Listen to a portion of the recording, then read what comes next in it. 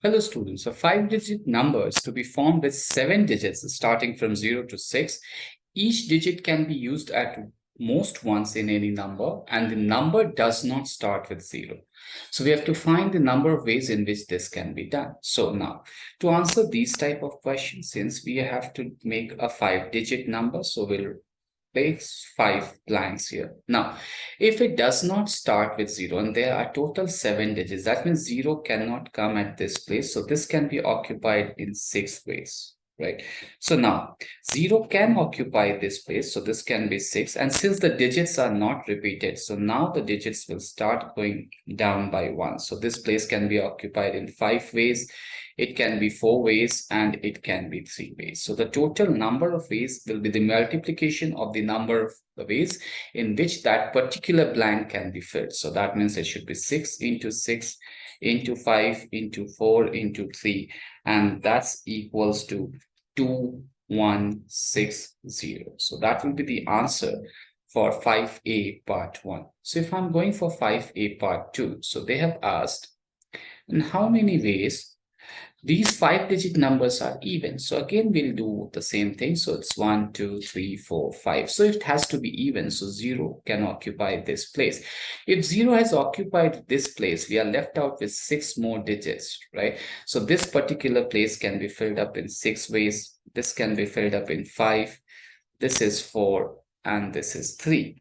And finally, this is in 1 way, so which it can be filled. So that means we multiply again. So 6 into 5 into 4 into 3 into 1. So this is 30, 120 and 3. So this is 360 ways. Now, similarly, if I place the number has to be even. If I place 2 over here, so one of the digits gone down, so we are left out with 6, but 0 cannot appear over here.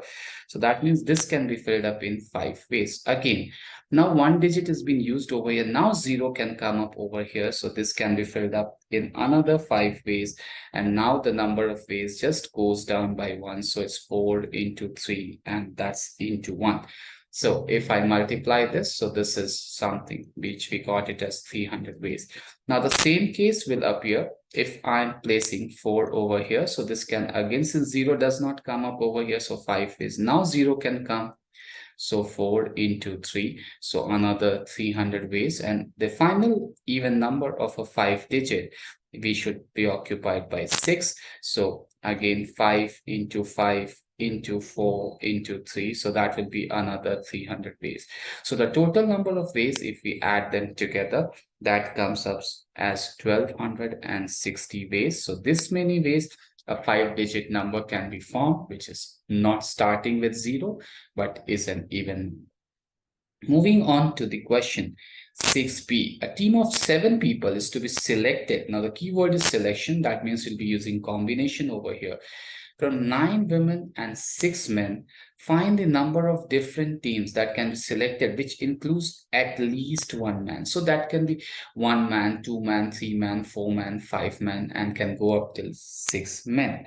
So to answer this type of question, since the total number of people in the men and women combined is 15 and we have to select 7, so it should be the total number of selection of ways should be this. At least 1 man means from here, if I subtract of selecting all the women, which is 9C7 ways, so that's the one of the method which we have subtracted. Now this is all 7 women selected, so from total, if I'm subtracting all women selected, we should get at least 1 man.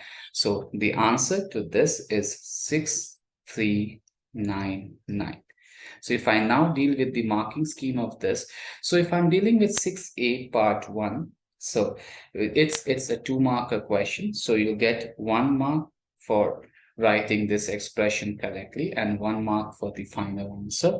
Now, if I move on to the 6A part 2, so the 2 marks are correctly allotted for calculation of these steps correctly and 1 mark for the final answer. So that's how the marking scheme works for this.